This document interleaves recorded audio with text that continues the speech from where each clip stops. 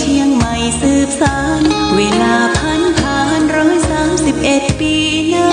นไกลวัดพระบาทอุดมรุ่งเรืองงามตาเจ้าน้อยบุญธาวงศาข้าหลวงบวงเชียงใหม่ปกครองหัวเมืองฟ้าทุ่มเทแรงกายแรงใจทุกชาติพันธุ์รวมใจรักษา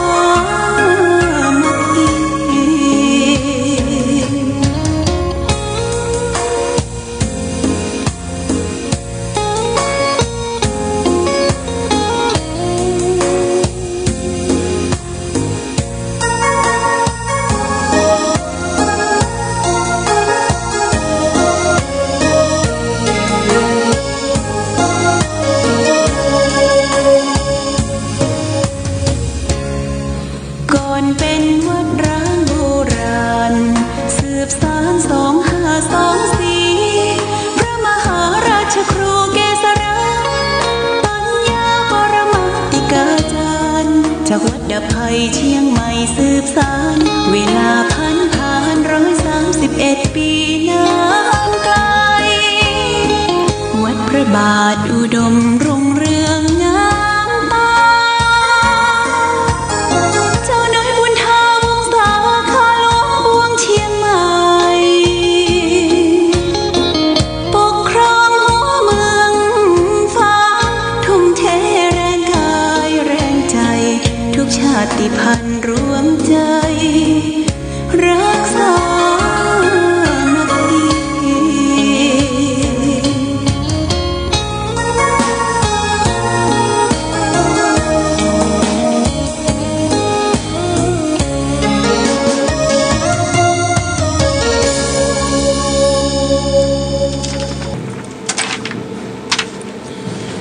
เจริญสุขศรัทธาสาธุชนญาติโยมท่านพุทธบริษัททั้งหลายวันนี้รายการธรรมประทีปส่องต่างก็ได้มาพบปะกับพ่อแม่พี่น้องศรัทธาสาธุชนญาติโยมแห่งครั้งหนึ่งวันนี้เป็นวันศุกร์ที่17เดือนธันวาคมพุทธศักราช2564ซึ่งตรงกับเดือนสารเหนือ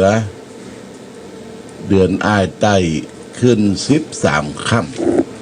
ำวันนี้เป็นวันสุดท้ายของสัปดาห์ที่3เนาะ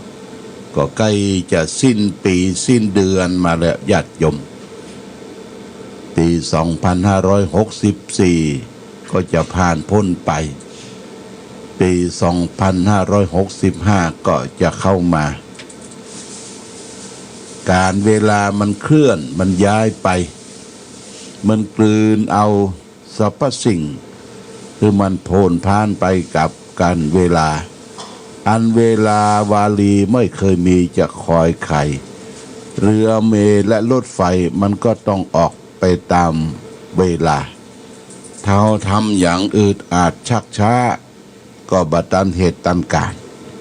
เพราะฉะนั้นญาติโยมคือเร่งรีบทำสิ่งที่ยังคงค้างยังที่ยังบ่ได้ทำเมื่อเราทำได้นะเมื่อเราทำได้ที่ว่าทำได้นี่ก็หมายความว่าร่างกายจิตใจของเรานี่ยังสมบูรณ์คล่องแคล่วว่องไวไปนั่นไปนี่ได้แต่จะไปหยุดจะไปยั้งการหยุดยั้งนั้นท่านบอกว่ามีความขี้เกียจขี้ค้านในตัว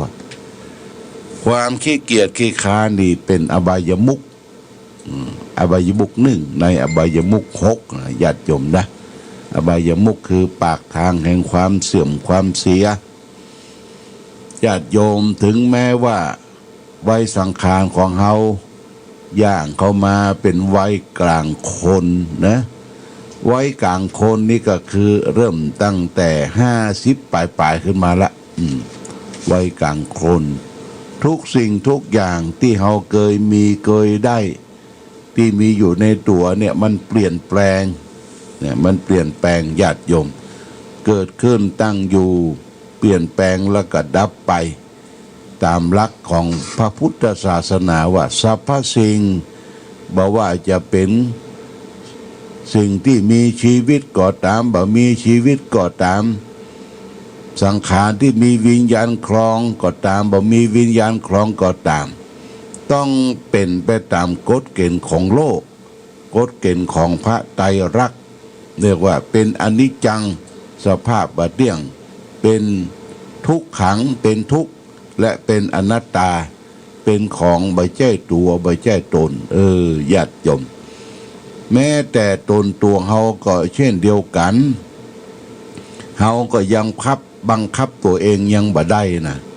บังคับบ่ให้มันแก่บังคับบ่ให้มันเจ็บมันไข้มันป่วยและบังคับบ่ให้มันค่ำค่าชราตายไปนี่บังคับบัญชาตัวเองบ่ได้ตัวเองตัวเก่ามันก็เป็นธรรมะเป็นธรรมชาติเกิดขึ้นตั้งอยู่ดับไปเป็นอนิจจังทุกขังอนัตตาด้วยเหตุนี้องค์พระบรมศาสดาสัมมาสัมพุทธเจ้าของเราขอให้เราได้อย่างรู้ศึกษาเรื่องของสังขาร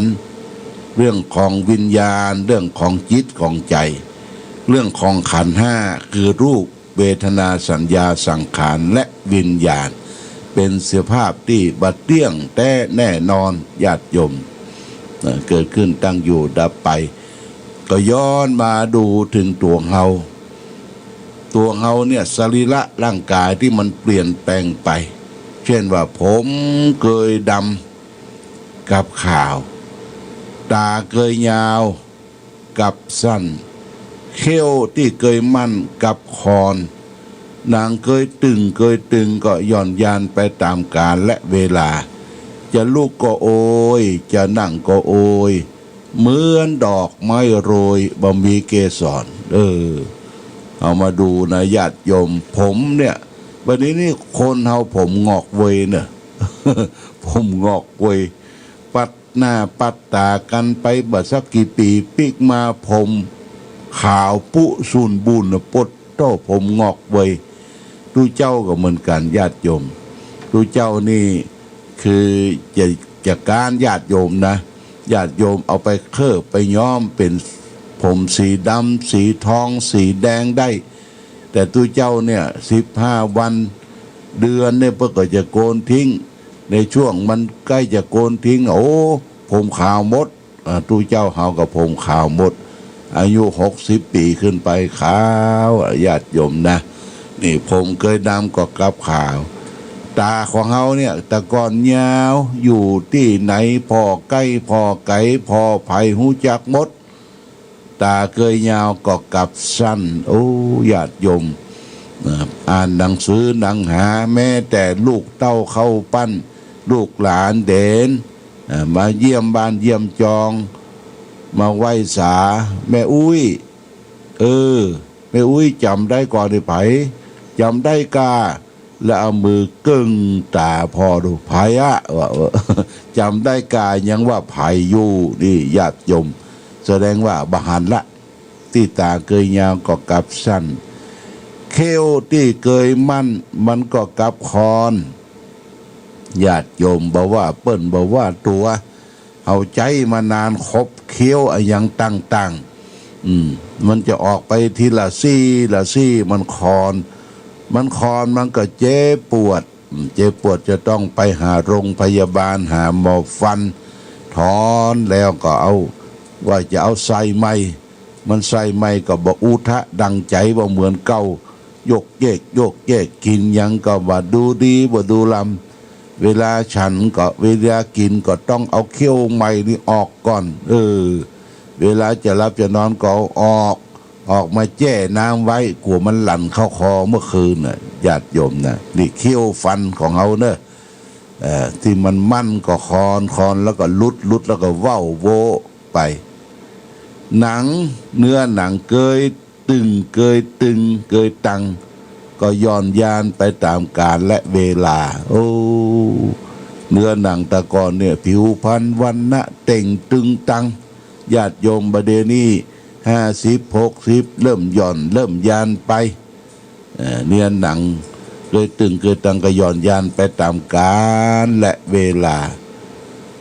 จะลุกก็โอยจะนั่งก็โอยเหมือนดอกไม้โรยบ่มีเกสรการลุกจากที่นั่งการนั่งก็ดีการลุกก็ดีญาติโยมบดีนี้เขาต้องเต้านะเป็นไม้ตองเต้าละเต้านั่นก็คือเอามือ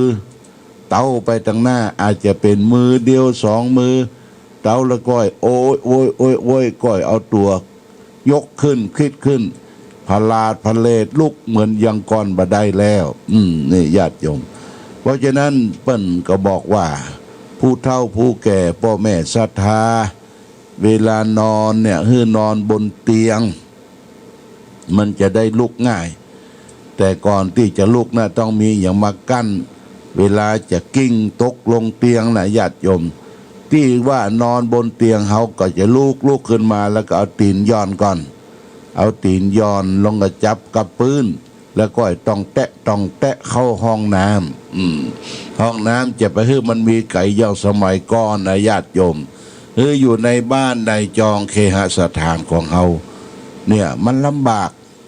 มากเนี่ยทุกนะญาติโยมทุกไปห้องน้ำไปขับไปฉี่ไปขับถ่ายสิ่งโสโครกร่างกายของเขาก็เหมือนกันธาตุมันอ่อนธาตุไฟอ่อนการเผาผลาญร่างกายก็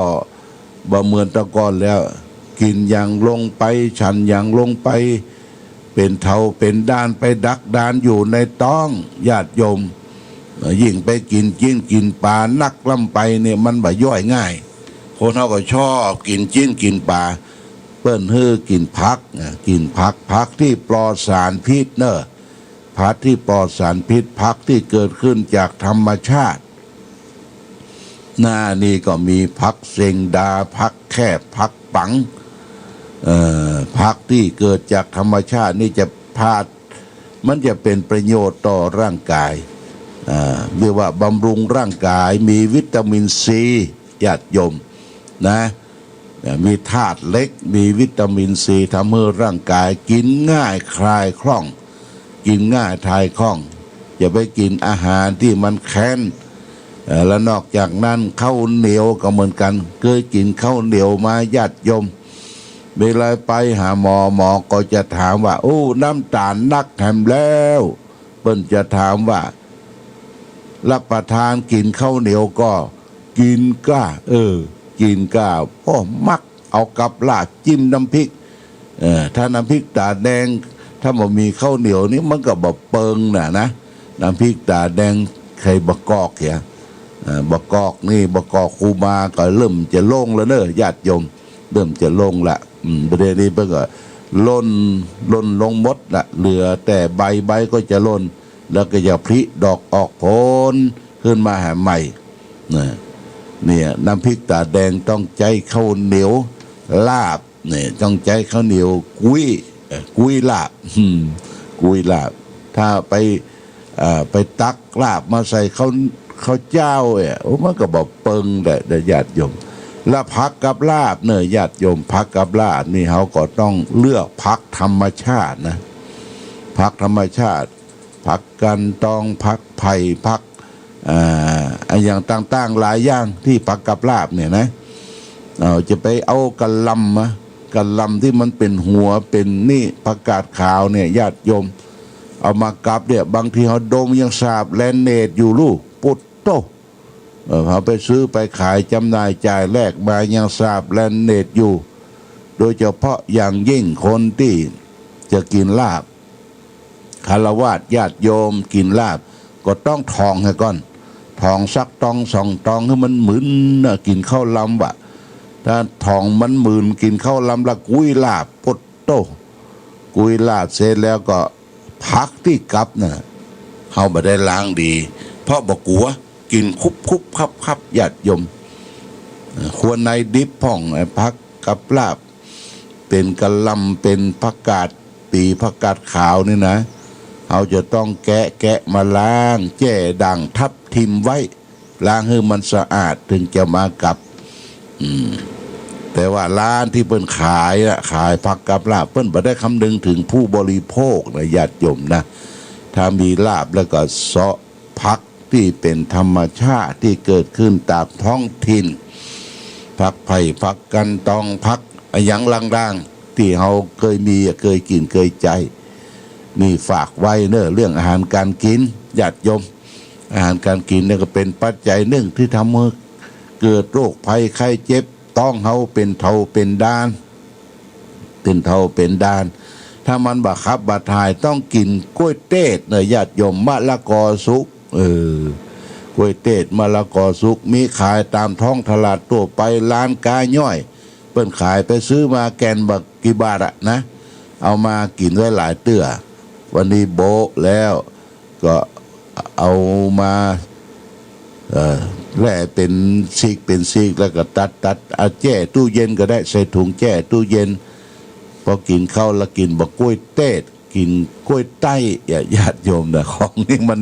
ย่อยง่ายถึงจะว่าโอถงบ่โอราน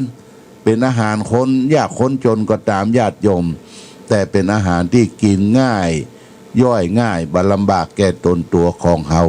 ญาติโยมบ่ต้องไปเอื้องกันนะเอียงกันว่าไปกินในคับกินในบาร์กินห้องอาหารที่เปิ้นติดไฟที่เปิ้นเสิร์ฟเพื่อกินน่ะบางคนไปชอบเอียวอย่างอันเด้อ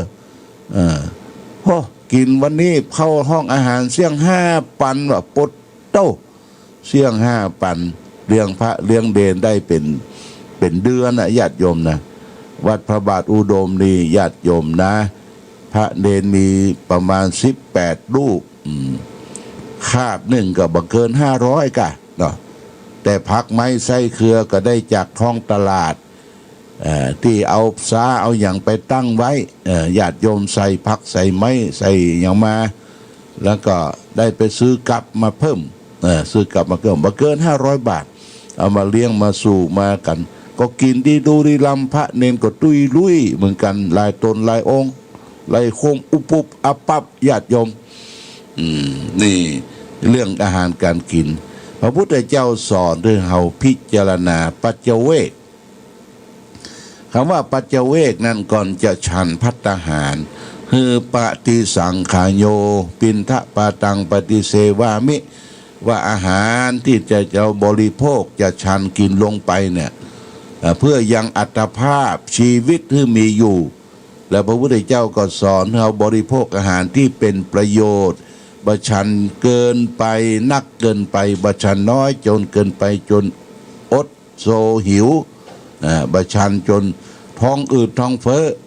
ญาติโยมนี่รู้จักประมาณในการกินเรื่องของอาหารเครื่องนุ่ง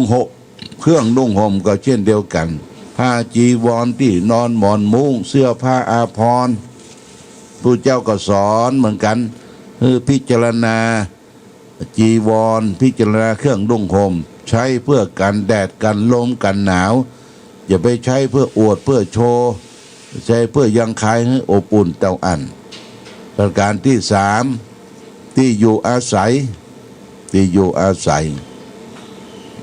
ปัจจัยตัวนี้ก็คือเอาอยู่เอาอาศัยกันแดดกันลมกันฝนปัจจัยที่4ก็คือเรื่องยุกยารักษาโรคเนี่ยญาติโยมเราก็จะต้องดูแลประเดี๋ยวนี้โรคภัยไข้เจ็บมันมาโควิดเนี่ยมันเปลี่ยนแปลงเปลี่ยนรูปร่างที่กันมาใหม่ต้องระมัดระวังไปไหนคือมีผ้าปิดจมูกไปไหนคือมีเจลล้างมือคบกันปะกันก็ต้องระมัดระวังนี่เรื่องของปัจจัย4ที่พระพุทธเจ้าได้สอนไว้เอาละญาติโยมวันนี้ก็จะมาอนุโมทนากับญาติโยมที่ได้ร่วมกันจองสังฆทานเป็นเจ้าภาพที่จะได้ร่วมกันสืบชะตาหลวงนะสืบชะตาหลวงก็มีรายชื่อที่จองไว้ลำดับต่อไปนี้คุณละพีพันธ์เครือโยเนี่ย 1 สัง 1,000 บาทคุณแม่อำพันธ์กองบุญ1 สัง 1,000 บาทคุณแม่ขันแก้วปานหมอก1 สัง 1,000 บาทพ่อหมออินทร์แม่จงดีเชียกันทา1 สัง 1,000 บาทแม่ผัดอุลันบ้านแม่ศูนย์ต้นซ่าน1,000 บาทแม่จันตาชัยวงศ์1 สัง 1,000 บาทปนานปทุมวงเปงเจ๊แดง1 สัง 1,000 บาทแม่อัมภัยสิริมิตรตระกูลบ้านหมู่สันทรายนี่ละเป็นเจ้าภาพกันเต้2,500 บาทแล้วก็คุณแม่อลงกฎชัยวิสิทธิ์อันนี้ก็อยู่บ้านแม่ค่า2 สัง 2,000 บาทแม่นิพามุนเทียน1 สัง 1,000 บาทแล้วก็ติดตามมาด้วยคณะของคุณกนกพิชัยนาคุณกนกพิชัยนา1 สัง 1,000 บาทแล้วก็อุทิศถึงแก่พ่อมักกำจีแม่มักอาเซงอันนี้เป็นค่าไฟวัดพระธาตุสีมหาพลคุณกนกพิชัยนาดำรงค่าน้ำค่าไฟอุทิศซื้อปอตาลชัยนาแม่ขันแก้วชัยนา1,000 บาทแล้วก็และเป็นเจ้าภาพสัง 1,000 บาทคุณกนกพิชัยนาร้านสันทราย2 พี่น้องคุณกันสินีศรีนครินทร์กรุงเทพ1 สัง 1,000 บาทคุณโคบาโยชิคุณจันทิพย์อินตะปัญญาบ้านห้วยงูใน1 สัง 1,000 บาทแล้วก็ได้มาประมาณ15-16 สั่งละญาติโยมยังบอกปอเด้อเนอะก็มันก็จะเพิ่มเป็นตู้เจ้า21 ตนนะ21 ตนเพราะว่าเต้ากุนป้อคุณกนกพิชัยนานี่ก็รับเป็นเจ้าภาพคงเจ้าตาหลวงเป็นเก้าอยู่1 สัง 1,000เนอะญาติโยมใครจะให้จะหอมคงเจ้าตาหลวงอันนี้ก็พ่อสมแม่ปันตาเหียงบ้านห้วยงูใน1 สัง 1,000 บาทนะคุณกนกพิชัยนานี่ก็จองเทียนอิติปิโส108 10 ชุดนะ10 ชุด 1,080 บาทชุดละ108 บาทเนี่ยนางตูนแก้วบ้านแม่ห้าง2 ชุด216 บาทแม่จงดีเชี่ยกัญชา1 ชุดเนี่ยก็108 บาทคุณนิพามุนเทียน1 ชุด 1,000 บาท108 บาทนี่เป็นการจองเตียนอนุโมทนาสาธุเนื้อญาติโยมก่อเตียนนี้เราจะปลุกเสกก่อนปลุกเสกก็คือเอาไปใส่โคงเจ้าตามอบเพื่อแก่พ่อแม่พี่น้องศรัทธาเตรียมไว้100 ชุดนะ100 ชุดเพื่อเป็นของขวัญปีใหม่หรือเขาจะอุจาเตียนส่งไปให้คนนั่นคนนี้ที่เขาเคารพนับถือที่รักก็ดีญาติโยมก็ดีเพื่อได้ตามเตียนจุดขึ้นปีใหม่นี่ปีใหม่ไทยนะญาติโยมแต่ปีใหม่เมืองเขาก็ปุ่น13 เมษายนปีใหม่ไทยมันกุ้มเดือนไปถึงเดือนวันที่3 ปีหน้าว่ะตามให้ปิงมีเตียนลดเคราะห์สืบชะตารับโชคแล้วก็เตียนอิติปิโส184 เล่มใน1 ชุด108 บาทนะญาติโยมเปิดโอกาสให้ญาติโยมแต่ก็จะเข้าพิธีก่อนเข้าพิธีในการอบรมสมโภชพุทธาภิเษกเพราะฉะนั้นญาติโยมเชิญชวนเนอะวันที่3ซองก็ยังมีอยู่ญาติโยมซองที่ทำไว้เนี่ยก็มาเอาที่คุณสายใจหันตระกูลที่บริเวณน้ำบ่อสวาหลวงพ่อจัดพิมพ์ซองวันนั้นนะถ้าวันสุดท้ายมาสุ่นหานี่โอ้มันหมดญาติโยมเตรียมไว้1,000 ซองเนี่ย1,000 ซองประเด็นนี้ก็เหลือบักกี่ร้อยละเพราะเราจะเอาซองเนี่ยเป็นครอบครัวญาติโยมนะสมมติว่าเรามี5 คนเราก็เอาไป5 ซองเขียนชื่อเขียนนามของคนนั้นวันเดือนปี